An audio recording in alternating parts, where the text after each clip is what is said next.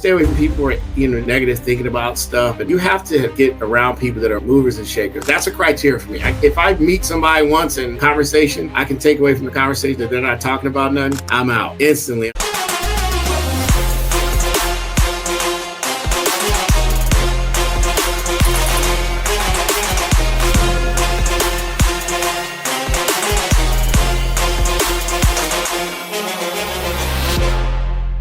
Okay, welcome to another edition of the Journey to Freedom podcast, where this year alone, we are interviewing 100 Black men who have been successful in their own right. And we are in our 90s now. So we got 90 episodes. We got about a month left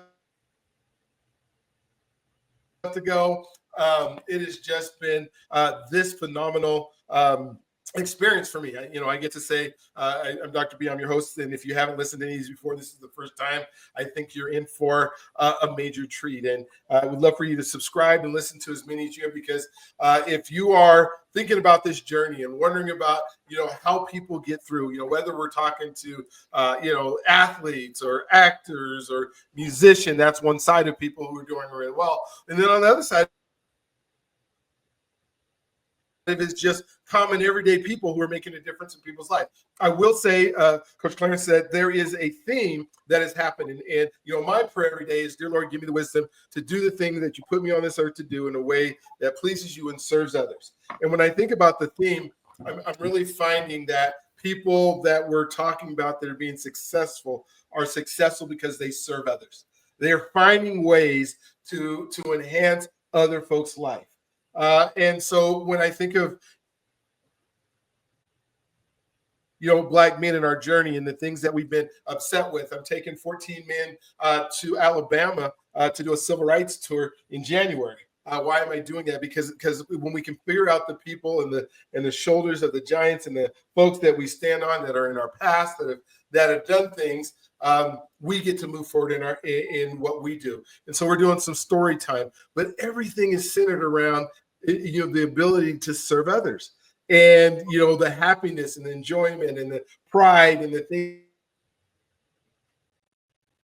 that comes with that. When we try to do this on our own, we just kind of get stuck in this, thinking about the past and all the things that could have gone wrong and all the discrimination or the times that we felt that we weren't fairly utilized. But when you're serving others, I don't think you have time to spend, ruminating on all of those past things or the things that have happened, because you're so focused on how do you make somebody else's life is better.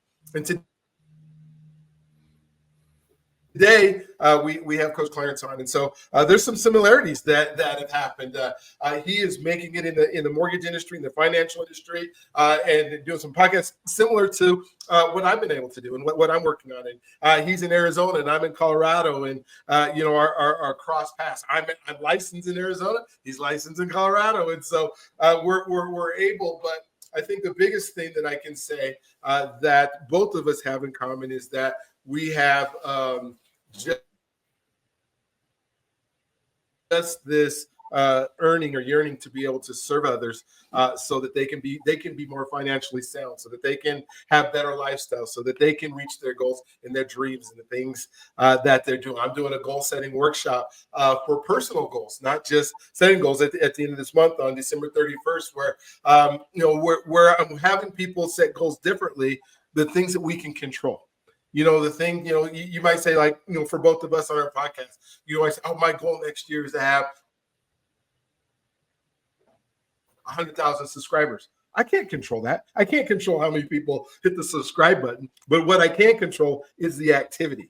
And so, Coach Clarence is one of these folks that does the activities and make sure those activities are working so people can be successful. So, hey, please, Clarence, tell us what your life has been like, how you started out. I love to tell story because so many people can relate.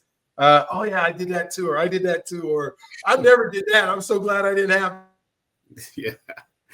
Wow. Well, I'll tell you, man. Could kind of share with your story, and then we can chop it up with some of the rest of the things that we do. Okay, so obviously I grew up in Los Angeles, born in 1970, and nothing really exciting in the youth. We moved around a little bit up and down in California, and got into Arizona when I was about 18. And I kind of found militantism, if you will. I was a big fan of Public Enemy. Okay. So I started to do research and study certain people, and got into a very different version of Islam, if you will, and which was very secular, very what they would call radical. Like we used to run around with kufis and turbans on, and kamishas, and which is basically like what you see in the Middle East, the guys with the they look like shirts, but they're really long Pashtunis.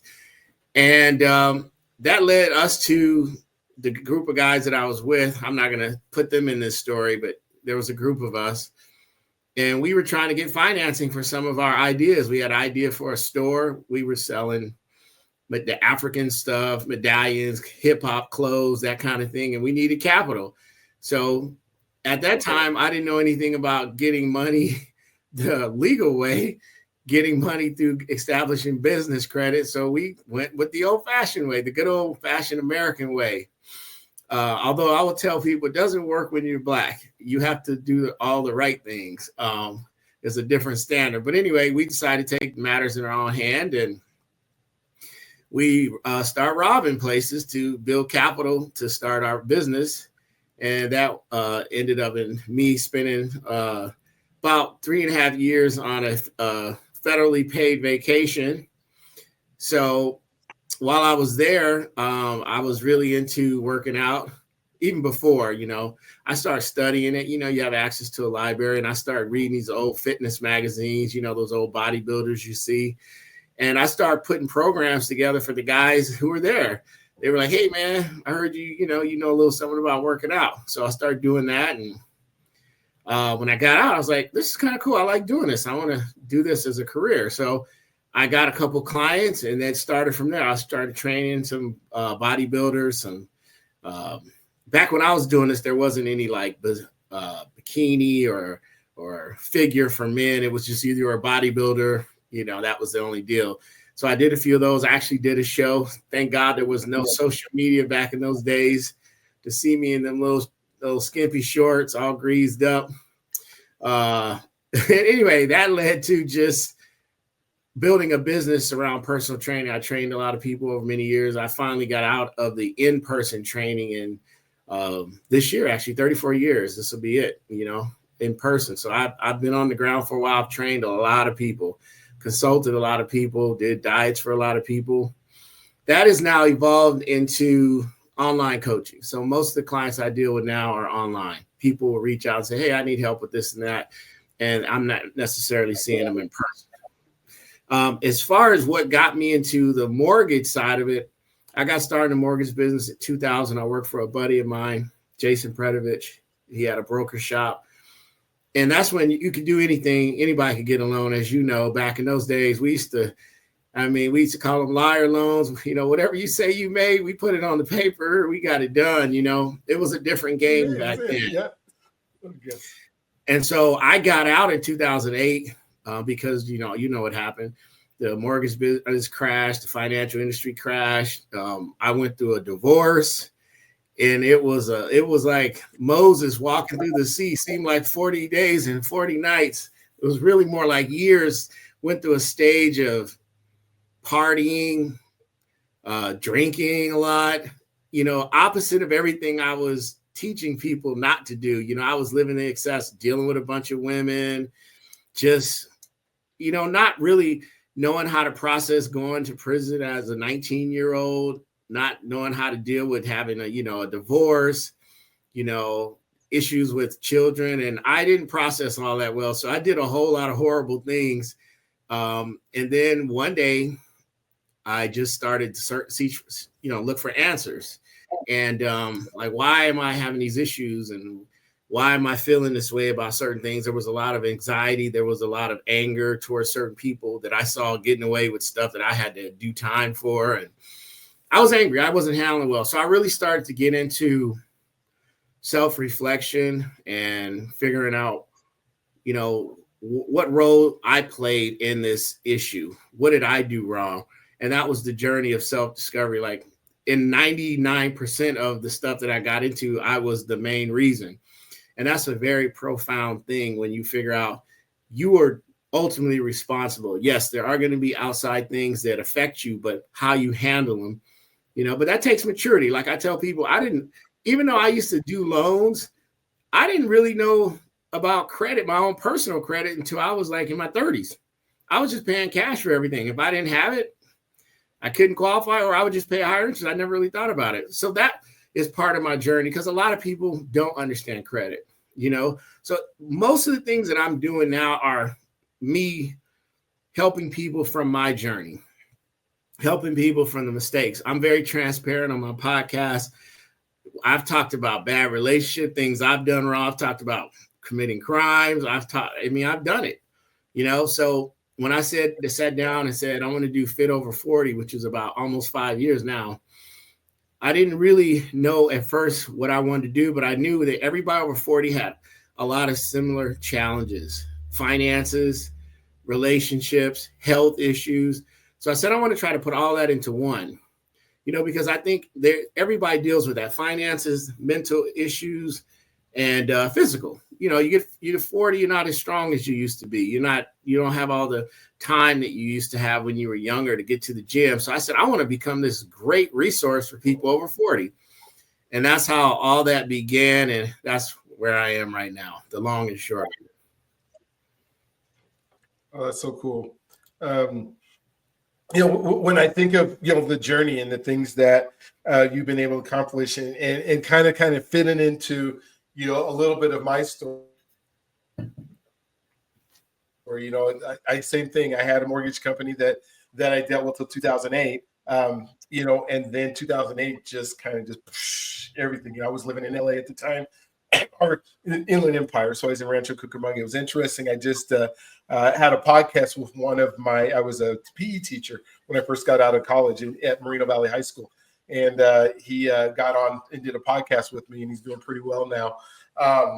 From a student that I had back in the day, that you think, hey, man, the things that I say make any sense? Do the things that I do, because I was ripping and running kind of like you were. And then it all fell apart. And then, okay, what is it that we need to do next to become the person that we need to be in order to do now the thing and do it right in the way that you're saying to do it. And so I so appreciate that. When you think about identity, because you told me in your story, there's the identity that you guys had, and as a group, and the folks that you were hanging with. What do you think in those days and into now shaped your identity? And then what were some of the catalysts, I guess, that happened that changed you from the person you were when you were 19 to the person you are now, for the good? Well, people will always say, well, God, I'm sure you're glad you're not doing that anymore. And I'm like, there were some good things, and there are some things that you learn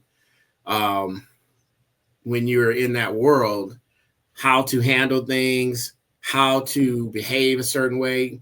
I tell people I learned a lot about connecting with people when I was in prison, because you got to figure some things out really quick. The learning curve has got to be quick. How you approach people, how you problem solve, because, in those environments, you have to be able to solve problems. No one really wants conflict. So the better you are at handling those things, the better you are having a peaceful life. And that translates into now. So a lot of it is really selling myself. I'm never going back to that place. Never going back to those emotions. Getting therapy is huge. And getting coaching. I've really stressed a lot how important coaching is. Being able to talk to someone you can be vulnerable with. Nobody around me is a person who's going to lie to me. I've made it. My friends list is very small. I have associates, and then I have real tight friends. And I can pick up the phone and say, hey, man, tell them a story, and I'll get the truth. And I think that's important to have accountability. We see a lot of our leaders, so-called leaders, who aren't accountable, and you see all the craziness they get involved in. Mm-hmm. So one of the things that from that group is building character. And I had to ask myself, what do you want to leave behind? If you die suddenly, what is your story going to be? So for all the people that I may have done wrong to, I can find 1,000 that'll outshine the bad. So my whole thing is I can't change the past. I can only change what I do going forward. And that's the day-to-day mission that I'm on. I love that.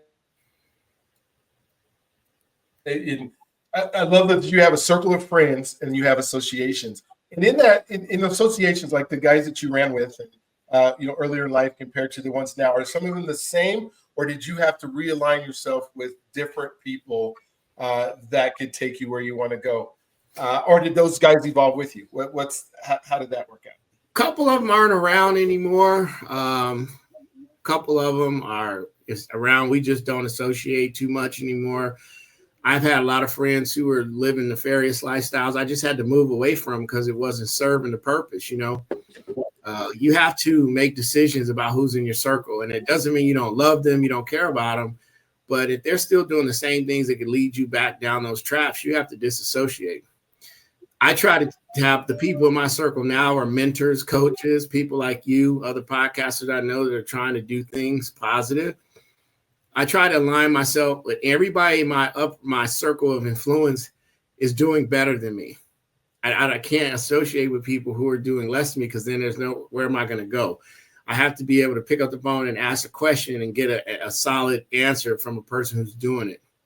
So I try to make associations and network with people who are doing positive things. So sometimes you have to leave those people in the past. And you just tell them, look, it's nothing personal, man, but you're still doing the same thing you were doing in the 90s. So it's like you haven't evolved. And, as a human species, if you don't evolve, you're dying, you're staying complacent. You got to keep moving. So, yeah, definitely I've changed circles. And you get resentment for that. Sometimes people feel like you've changed. I'm changed. I'm just smarter. You're supposed to learn from your mistakes. Yeah. Well, and when I look at it, of course I changed. I want to change. I want to be a better person. And right. I want to become that person that I need to be. So, yeah, if you think I've changed, absolutely I have. I'm not hanging out at the barbershop anymore, at least the ones that I was, where we're talking about a whole bunch of stuff that has no meaning into anybody's future. I guess, from what I remember, and maybe it's changed now, our conversations were about different athletes or different people, musicians or singers or stuff like that, none of which knew me. But when I was younger, I was like, I actually know more about this person who's an athlete than I know about what my kids are doing. And there's a problem with that. Yep. I have to change what I think 100%. about that. It's great that I know all these stats, but that person's never going to come to my house. They're never going to. True. They're never going to do it. And that's what we talked about, all this superficial stuff. One thing that I thought of, and this is the first time in 90 episodes that I've actually asked this question. We talked about associations a lot. Do you kind of have and you might have to think about this a minute because I start thinking about mine, like a criteria of who can I associate with in a way that I can put in my type group? What is the type of person that I want to make sure, you want to make sure that is aligned with where you're going? Sometimes I talk about, I don't want to be the smartest person in the room, because I want an opportunity to grow. But I think I have a criteria, maybe it's unspoken, of the type of person that I want to align myself with. What is that for you? For me, you have to be, every time we talk, you're talking about a new idea, a way of expanding whatever our relationship is. If we're in relationship because we're in fitness, hey, man, I found a new way to get results. Or, hey, this is working for me. I do jujitsu, so I'm around jujitsu guys. We're always talking about better ways to do techniques. If you're in my sphere for finances, I want to know what's working. What's working to help you get clients? What's working to help you get your message out better? So anybody in my circle has to be providing some type of environment where it's positive. I've gotten away from some cats that are just too emotional. Everything, they want to fight all the time. Right? Somebody steps on their shoe, you're still immature. That's what you're doing. So you can't be someone who's always in trouble, looking for something to do, something that ain't right. You have to be kind of forward thinking. And what you find, though, is that you have people from your past who only see you as that person they knew. And anytime they see you doing something else, they're hating. Oh, he's this and he did this. And it's like, okay, yeah, that was an 80 or 90. This is 2025 almost. Tell me something new. So I try to stay away from people who are, negative thinking about stuff and everything is ho hum. You have to get around people that are movers and shakers. That's a criteria for me. If I meet somebody once in the conversation, I can take away from the conversation that they're not talking about nothing. I'm out instantly. I'm moving on, So. Yeah. Oh my gosh. As you're explaining that, and you said like forward thinking, I'm thinking about all the folks that all they do is talk about the past. They live in the past. Yes. Even like the guys I went to college with. And I had an amazing time when I was in college. And some of these guys have been on, the podcast with me. But if all we're doing is talking about what was, and we're never talking about what we're striving to do or what we're striving to become or how we're trying to evolve, then it's hard to have those conversations for a long time. Yeah. It's kind of like when you family, we just had Thanksgiving and, they come over and we're reliving all these things in their past. But when do we get to talk about what's going to happen next? When do we get to move forward? And my circle has to be those folks who are moving forward, right? Those folks who have dreams and goals and visions. And how can I go into your vision? How can I reach in and help you get there? Or how can you, what can we do together to help me get there? I think that's so important. And when we think about the journey to freedom and, what the podcast and the program that is all about, and you're, being fit after 40 is all about the future, right? It's all about what we're trying to achieve, not what we've done, and where we're going. I want to pivot to health because you're a big health guy before we jump into everything else. And so, with your business and your coaching and the things that you're doing, what are some things as Black men, if our life expectancy is 72 average here in our country, what can we do both physically and then mentally? Because when we think about mental health, that erodes our physical health as well if we can't have our mental health. So, in your maybe 4 or 5 tips or things that you believe that all of us should be doing in order to be healthy and live way past 72 as it gets closer for both you and I, right? Yeah, exactly. I would say let's start with mental first. Okay.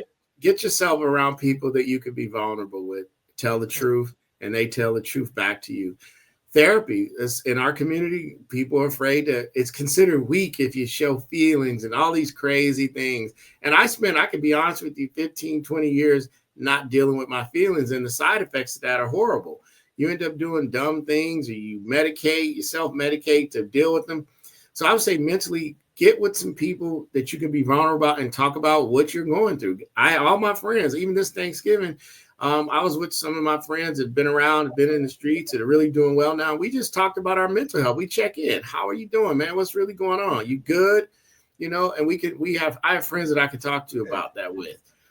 I would say physically, get with a coach, figure out where you are, set some goals for yourself. Don't wait till the new year. Start moving. We need to be more active. We need to be moving around. You don't have to be in the gym 8 days a week. You can be in there 2 or 3 times a week. Figure out what you need to eat. We have a lot of habits from our culture, from how we were raised. Sometimes it's because of financial reasons. We don't make the best food choices, but one of the best things we can do to add life to us and add extensions on our life is to eat better. So get with somebody, reach out and figure out how you need to eat better. Reach out to me. There's tons of coaches out there that can help you eat better. There's tons of people doing good stuff on YouTube, on social media that can show you how to eat. And then look at your relationships. That means people you're in, in like physical relationships with. And are you in toxic relationships? A lot of us spend many years in bad relationships. And then figure out how to love yourself first.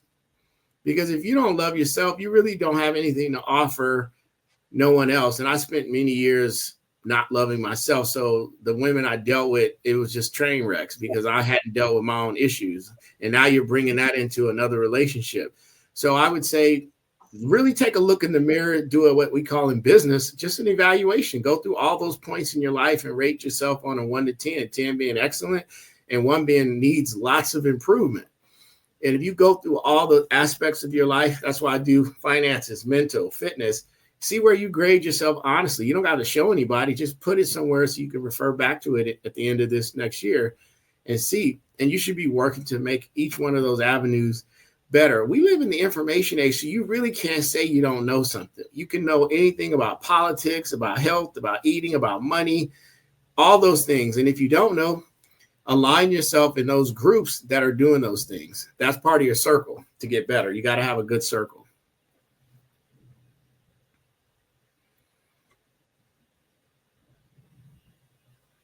Yeah. Oh man, that's so important. You mentioned a couple of times. You mentioned coaching, whether we call it mentoring coaching.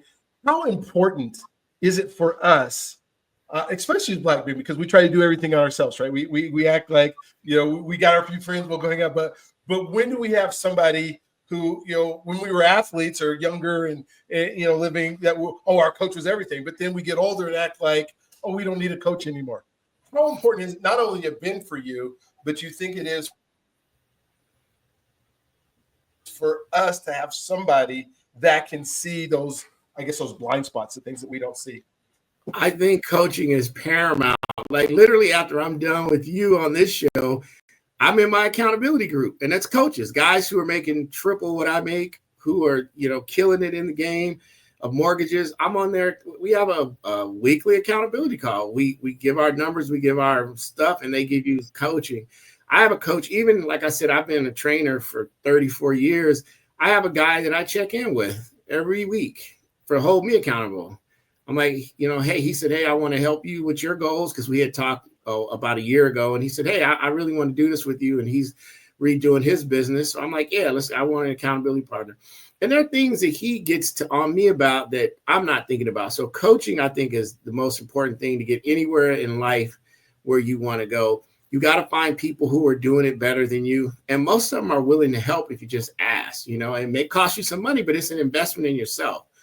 So if there's anything you want to do, I don't care what it is, even pro athlete, LeBron James has a coach. Man, you're just saying something. Yeah. Everybody has a coach. Jordan had a coach. Anybody you think is great had a mentor.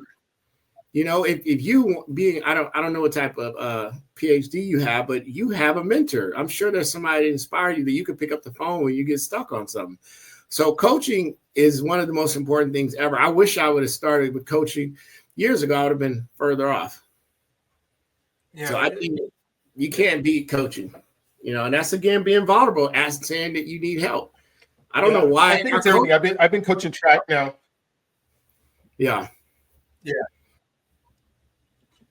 No, I just saying, when I think of, I've been coaching track now for 38 years, and, I've coached, Olympic athletes, I've coached high school champions, I've been coaching, and then in being coached, and I started, one of the things that you just said, I think is what is missed when people think about coaching, because they think that they've mastered something. And when I think about, mastery is when I think about mastery, if I've mastered something, I can do it unconsciously and still be able to do something else. I'm so good at it. Like I can have a conversation with you and tie my shoe at the same time, because unconsciously I can just do whatever I'm doing, right? I've mastered tying the shoe. Well, how do you get to mastery without somebody helping you? And I think the key that you said there was accountability, because so many of us think that we know it all. I don't need nobody to coach me on whatever it is. Yeah, but we're not good at holding ourselves accountable. I have yet to meet the man that is totally accountable for everything that he does and makes 100% good decisions without anybody looking from the outside. I haven't met that person yet. And he doesn't exist. Many people that and so many people I talk to, I don't need that. I got this. Really, how successful do you want to be? I've yet to meet a successful man that doesn't have accountability other than himself. You're right. And I'm not talking about your than that, for spouse. sure. Because a lot of people say, "Oh, my spouse keeps me accountable." No, your spouse loves you. That's what they do. They love you, and they're going to let you do just about anything you need to do. Who's holding you accountable for the things that you said you're going to do, the promises that you make to yourself? Who's doing that for you? And you are so right. Man, I love this conversation so far already. As I pivot a little bit into, one of our pillars is trust, and being able to trust people. If you have the right people around them, it's easy to trust. But when you're dealing with new people, like for folks that are in sales or people who are trying to grow and be successful, how do you trust the process, knowing that everybody's not going to be trustworthy? How do you approach it? Well, I think you have to set expectations. Talk about the goals. Talk about where you will be holding that person accountable in your journey. Like, okay, we're going to do X, Y, and Z, and then at point X, we're going to follow up to see where we at, and then we make corrections or we move on. If you feel like a person's doing everything they're supposed to be doing, they're checking in, they're doing what they need to do, it builds trust. But I think it's in any kind of relationship, whether it's a relationship with a woman or a man, you have to set your expectation. I think a lot of us just go in thinking they just know he's going to do the right thing or she's going to do the right thing because it's just expected. And it's like, no, you got to have expectations that are communicated verbally, and you have to sit down and say, this is what I want our relationship to look like. This is how I want our finances to look like after so much time, and set those expectations. That's how you build trust. Trust is not really what you do when you're being seen. It's what you do when you're not being seen too. That is, and trust to me means you don't do something knowingly that's going to hurt someone or intentionally. Obviously mistakes happen. Obviously you have good intentions and then things go wrong. But I think trust is really when you have a partner or a business partner, whatever, you wouldn't do something behind their back that would knowingly put them in a bad situation. And I think if you move like that, you generally don't do a lot of crazy stuff, and that trust can remain intact.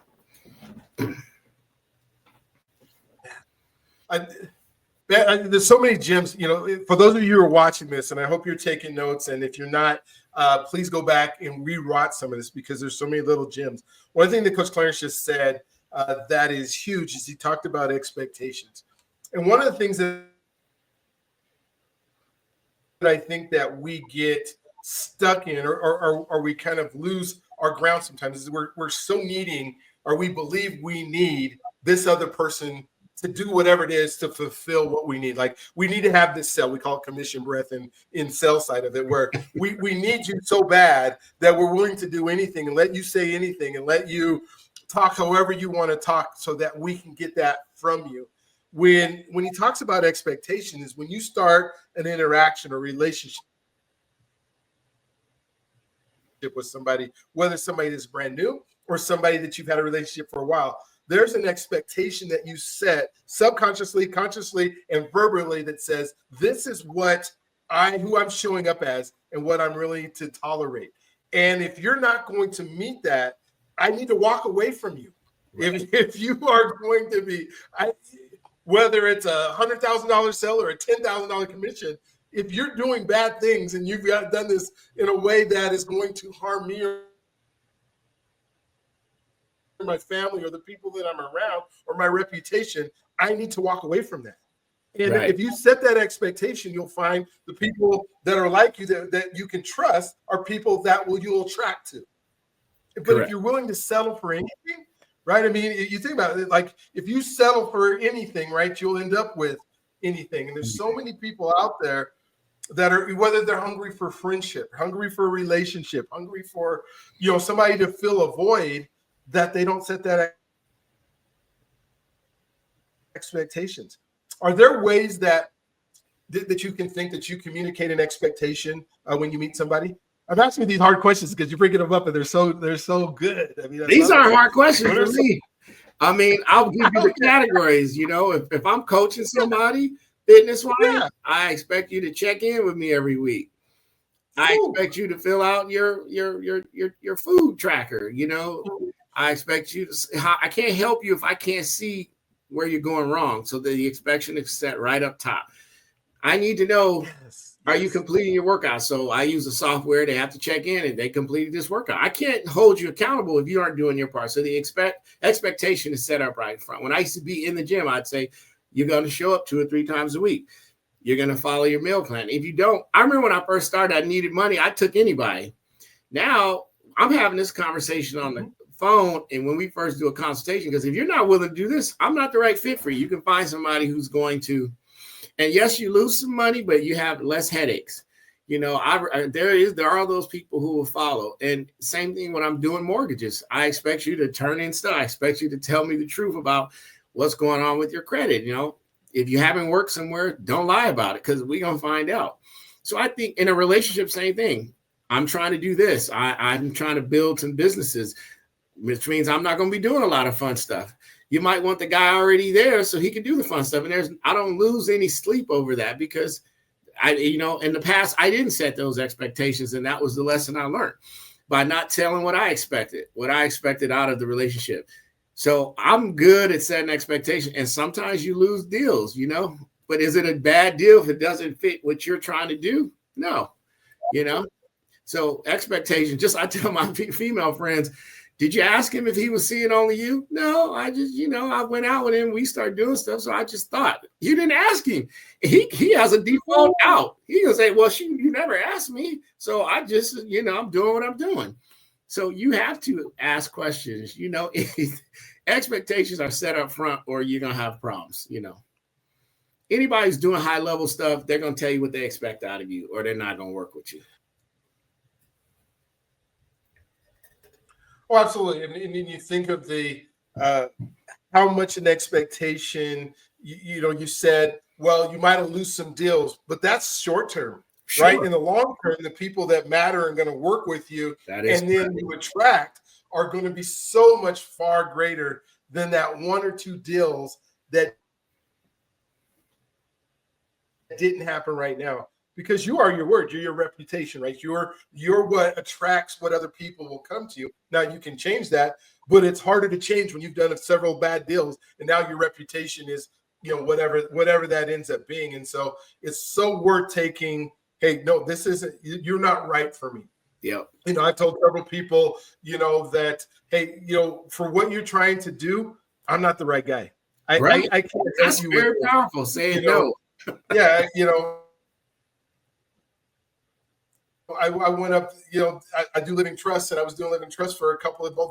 They showed up with a trust. Now I could have said, I can redo it better and do all these things.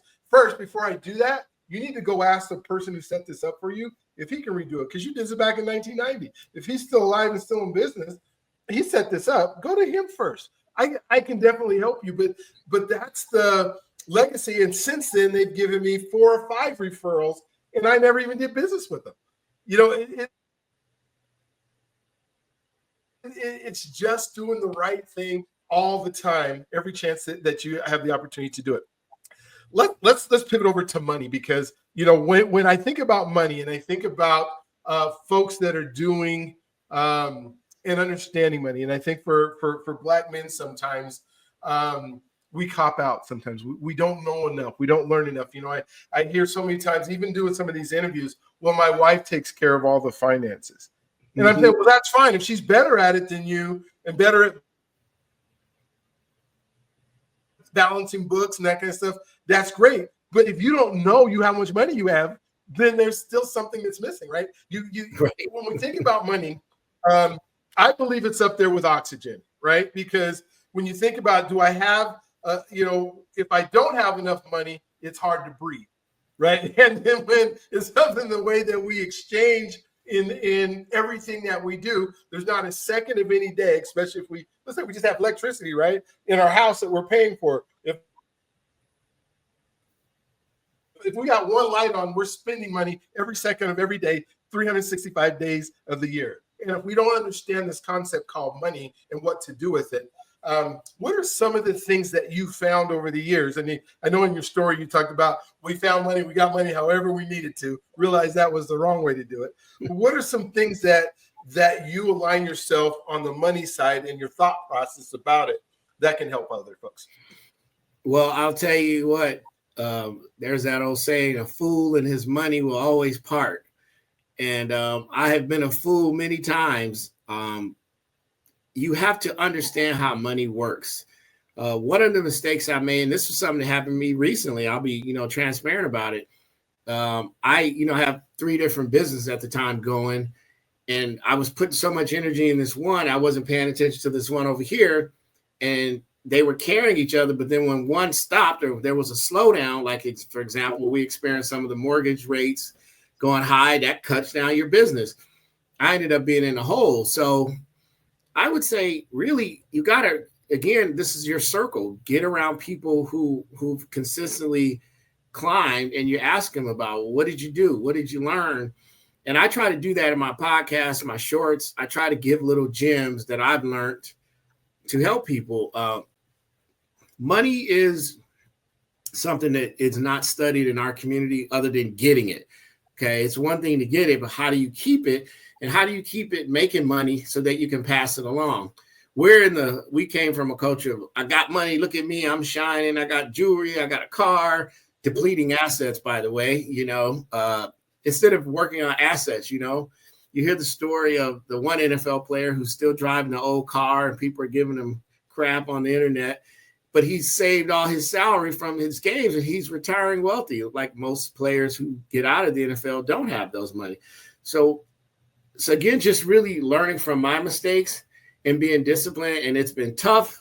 Again, it's saying no. It's saying no to people that want to do things with you that may not fit your circle. You got to say no. I've been involved in some bad investments that cost me some relationships. So I think the biggest thing about money is really knowing how it works. Beyond that, you pay for something, you get something in return. Money is really something that's, for people who are wealthy, it's moving while they're sleeping. It's building generational wealth. And it's one thing I've had to learn, it is not transactional. We have to be careful about being transactional with money. Money, like everything, you have to have a healthy relationship. And I've had the times when I made a lot of money, I thought I was doing good with money. It was just that what I was doing was paying so well, but I wasn't really in a relationship, because once things changed, as you know, in 2008, that relationship with that money failed. So, but now I'm constantly studying, getting around people who understand how money works and making that relationship with money better. So if you're not where you want to be financially, again, have a conversation with someone who does well with money. And like in my circle, I have a lot of financial planners. I have a lot of people who invest in real estate, whatever your passion is. But if it's just to build wealth so that you can live comfortable, so you can take time off, so you shouldn't be trading time for dollars, you have to study money and how it works.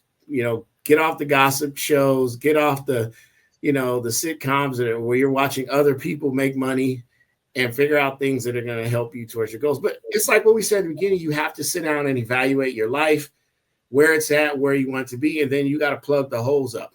And a lot of people financially have bad relationships with money. And I think one last thing on that is, I remember I went to a class and it was about the spirituality of money. And that's how I started to get into relationship with money. And a lot of us, when we were younger, we're told that rich people were evil, money is evil, but we were really looking at people who were doing horrible things who had money, because there's a lot of people who do a lot of good things that have money. And, I started to really dive into my relationship with money was horrible. I looked at money as it helps me get something, versus it could help you help others.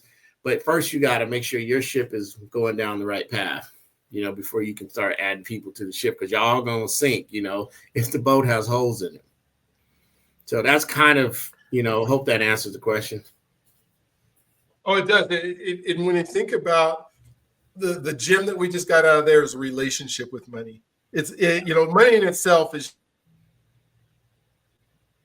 just a piece of paper. It's the value you put on it. And any value you put on relationships can be good or bad, right? You can have a great relationship that continues to move forward. I've yet to meet the successful person in money, when we talk about money and finances, who hasn't taken some risk and done some things and learned from it and lost some of it. Right. They didn't lose all of it, but I've yet to meet somebody who is super wealthy unless they just inherited it, you know. Right. We have a lot of those, yes. And they have or so got won the lottery or something. But anybody who's working, anybody, yeah. But you're going, but that relationship is so important because it is a portion of your life that you interact with every single day. And like, you know, if you have a great spouse, or you have a great relationship with your kids, or a great relationship with your friends, if you're interacting with them every day, what are you doing good every day? What are you doing that you can learn from? Because we learn from our mistakes, but if we don't make any mistakes, you know, the parable in the Bible where they're sowing, right? And the one that just buries it in the sand, you know, God says, get away from me. You've done nothing with it. You know, and then you have the one who goes and builds it and invests it and puts it out there and takes the risk. And then, you know, it's 100-fold return on the money that he put in there. And the things that we think sometimes about money, and what I can say and what you just said is there's somebody who can help you with. In fact, there's somebody who wants to help you with it. I mean, if you just go on YouTube and study it, but you're going to have to know. And here's what I think in our culture, you know, Coach, is just we don't know. We kind of just put it in a drawer, or we leave it in the bank, or, you know, we have these ATM cards, and we don't have any clue. When I ask, you know, 8 out of 10 Black men that I'm interacting with, how much, you know, do you know how much money you have in your bank account? And if they tell me no, you know, or they don't even have access to look it up right away. You know, it's like, I mean, I don't want the dollars and cents, but you should know probably within $10,000 to $20,000 how much money you have, right? I mean, I want to know all about how much money they have, but they can't even tell you, you know, oh, somebody else takes care of that. Really? You know, I don't know how's that? How do you have a relationship with something so important and you don't know anything about it? Right. It is just so hard. And then once you learn about money, now you can start making it. And what would you say were some of your pivotal things, you know, that helped you because they're stepping stones, right? To be able to start acquiring money and then saving it. What are some of those things, that thought processes in your mind that manifested in the money later on, that you were willing to take risk on, or just say, this is what I'm going to do now that I have a relationship with money? Well, I think initially it was make money, buy a house, get a nice car, and go do stuff. And, you know, you're doing something you can do forever. And when I was training, I was making good money for a young kid, but I wasn't saving it. I was relying on myself. That's probably, and I'm going to answer the question, but I'm going to go back to some, and I think a lot of Black men do this. We all have different talents. You have the one cat he relies on his athletic ability. You have the one guy who's smooth with his words and he gets all the women, and that's his hustle. And we all have something we're good at. I was good at the things I did, and I over relied on that instead of focusing on learning what trends were coming that would mess me up. And a lot of my money was lost, and a lot of my peers moved ahead of me because they were, like you said, focused on what was coming next. I was like, oh, I'm a good trainer, I'm gonna do this, or I'm good at loans. And, you know, the industry changed. Anytime the industry changed, I wasn't up on it. And then you find yourself being behind. So you ended up having to play catch up. So I'm constantly in these circles that I talk about. I'm asking the guys who know, what do you think is going to happen next? And how do you prepare for it? Because that's how a lot of people lose money. Like obviously in the stock market, things happen and it goes up and down. You know, sometimes it's things you control, sometimes it can't. But in our personal lives, men need to be planning ahead. Like, I'm not going to work at this job forever. They may outsource the job. They may bring in robots. You got to be thinking ahead, you know. All this is, again, and I harp on this, probably drives people crazy. You have to constantly be doing an evaluation of your life like it's a business. Getting those checks. Where am I at spiritually? Where am I at financially? Where am I at physically? Because if you're not, the next thing that happens to you, you're not going to be ready for it. You know, if you've ever been in corporate America, I've worked jobs where I remember I worked at Bank of America. We sat down at a table. They got rid of our whole crew. You guys are out of here. Fired us. I wasn't planning for that. I was partying, not paying attention, not saving money. Find yourself in a hole. So I think the biggest lessons and steps for me was figuring out, instead of me just willy-nilly and saying, I think I want to do real estate investment and go and buying some bad properties that cost me a lot of money and didn't make money. Now I'm like, okay, if I want to do real estate investment, I'm going to find the guy who's really doing it well, and I'm going to spend some time under his wing. You know, when I wanted to learn how to do social media, I got with people who knew how to do social media. Anything you want to do, you can get with the right people so that you can do it right. So momentum for me has been getting around people who are doing it better and climbing the steps and being vulnerable to go, I don't know, so I need to find out. You know, we have a saying in our world of fake it till you make it, but faking it till you make it can cost you a lot of money. Learn so that you can earn. That is a better way to go. And then you're not, you know, playing catch up when you're in your late 40s. And then I know a lot of cats that are one catastrophe away from losing it all. And it's happened to me. And I always try to tell them. And a lot of times you're dealing with their pride and their ego. And it's like, it's okay to say, I don't have anything. I don't have a lot. I don't have anything to say. There are people who don't have 401ks. They don't have savings accounts, just basic fundamentals. Like you said, they don't have credit cards. They couldn't tell you what's in their account.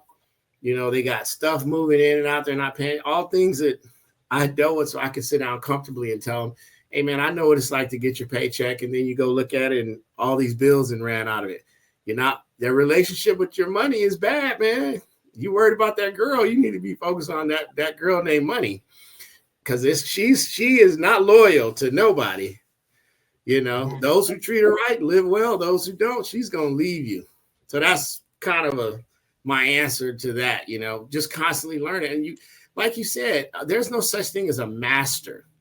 Even black belts, which is the highest belt, get stripes, like another stripe. That means they learned something more than where they were. You always have to be learning because there's something you can change or do different. And that's the difference between a master and a beginner. A beginner thinks he knows everything, where the master has done that technique hundreds and thousands of times. Like Bruce Lee said, I'm not afraid of the guy who throws one punch. I'm afraid of the guy who's practiced 100 punches. And he said 1,000. But you get the idea, you know, you're afraid of the guy who's thrown that punch 1,000 times versus once, because he's honed in how good to throw that punch to hit you. So that's kind of my take on the momentum. It's just learning, constantly learning. Man, I love the things what you're saying, because you said a couple of things. Fake it till you make it. And I'm remembering back when I was teaching at the high school, and I got a job at the university because somebody was on sabbatical. So I was working 2 jobs at the same time. So I was working as a full-time, you know, teacher at public school at the high school, and then I go teach at the university at night. And you know, they tip the guys on sabbatical for 2 years. This would be a 2-year job, but no me. I go and I get myself a BMW, right? I'm gonna ride around and roll in a BMW, right? And just knowing that I had no thought process whatsoever of how I was going to sustain that over time, because it was like, I have the money now. Let me go spend the money now. Go do stuff now. You know, just being, like you said, just fake it till you make it, right? Instead of learning, you know, and then earning and saying, okay, well, what do I need to do? Well, because one of the cool things about money is that even if you do lose it, if you've learned how to earn, you can lose it all and get right back on the horse and go get it right back. Because now you have the mindset, you have the ability to do it because you've done it before. As long as you're out there just spending, then you haven't learned anything. And then so when you said one catastrophic away from losing it all, 2008 was catastrophic. Right. For me, it lost that pretty much everything, right? Everything fell apart. But because I went through the process of learning instead of just doing the stupid stuff I did back in the 90s, you know, I was able to say, okay, let me just turn around, turn it back on. I've known these people. I got great relationships. I'm going to continue with my relationships, and I'm still learning. Now I think even more so now than in 2008.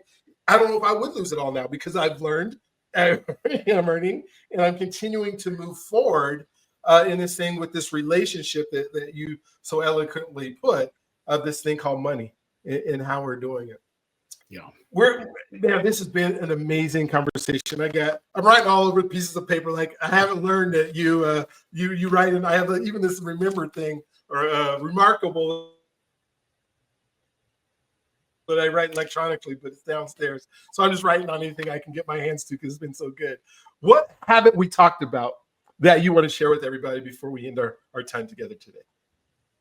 I would say in our group, and for brothers and sisters in our culture, to take this time to really look at your year and do a self-analysis of it. What were your wins? What were the things you started off that you failed? And really be honest and write them down, because that helps you get ready for the New Year's. Like I made a short today on my Instagram about people, saying, oh, I'll just wait till next year. And life has a funny way of, it's always going to be something that gets in your way. So instead of people saying, oh, next year is going to be my year, all you got to do is build off the good things of this past year and just move forward. So I would just say, don't focus on, we try to make these big things, and big things all start with small. I don't care how big.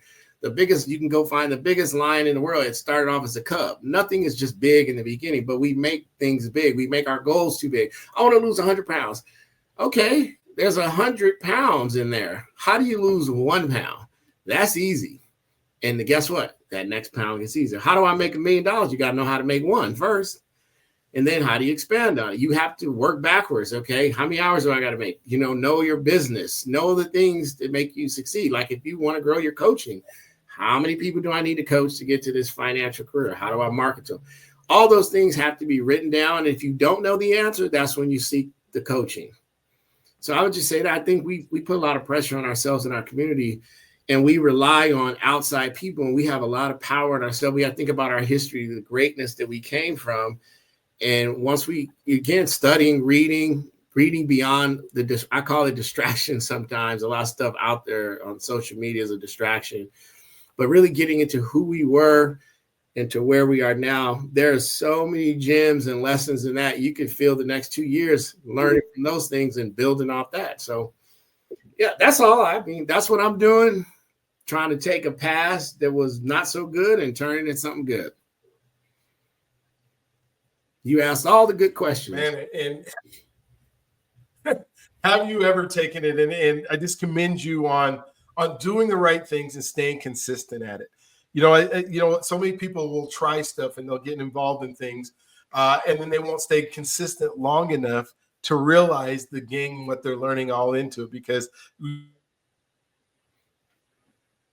want so much immediate gratification on all the things that we do that we're not willing to put in the work. And I commend you for putting in the work and doing the things. And I'm going to put the contact information, for you in the comments here, where, if they need to contact you for some coaching, if they need to, find out where to see you on social media, because where success leaves clues, you want to find somebody who's doing the things that you want to do and is able to not only just do them, but able to articulate it back to you. I can tell that you are a good coach, and probably maybe even I wouldn't say good. I would say a great coach. Good just means that you can, that you're doing okay. Great means that you're able to articulate in a way. I heard something yesterday where they were talking about being expendable.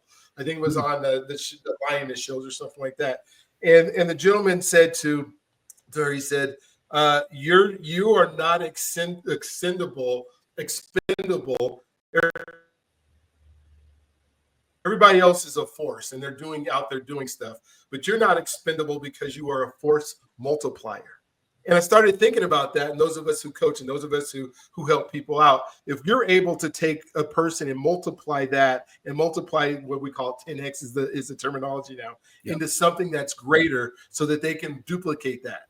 That's a force multiplier. Those are the people that you need to listen to. Those are the people that you need to coach. And Coach Clarence is one of those people that is shown us just in this short message that you want to be around him. And so thank you for being on the show. Whatever the what do you call these, the subscribe and YouTube things, whatever it is, there are some really good shows that we've had. And I hope the folks that are watching this, you'll go back and watch them. Not because I'm doing anything special. All I'm doing is finding some really good people who are doing it that look like you, that are, have been in your culture, who understand your culture, who understand what your upbringing was like, who understand the history, and then are making it happen in a big way. Like I said, I'm doing just a goal setting workshop where we're going to talk about, it's going to be on the 31st of this month, and we're going to talk about the things you can control. Because most of our goal setting are on things that we can't control. And so we're going to talk about those things that Coach was just talking about here, those little steps that you take. You can control making $1 right now. You can't control making $1 million because you haven't become that person that's capable of doing it yet. Otherwise, if you were, you would have already done it. And so we'll control making $1 here, $1 there. Right? Am I right? It's starting there. And so, again, thank you for being on. You guys have an amazing, just incredible day. I love having you. I can't wait. Hopefully, we can do it again. Let's bounce back in a year now and see where we're at. And we'll just go from there. So, you guys have an amazing day. We'll talk to you on the next one. All right.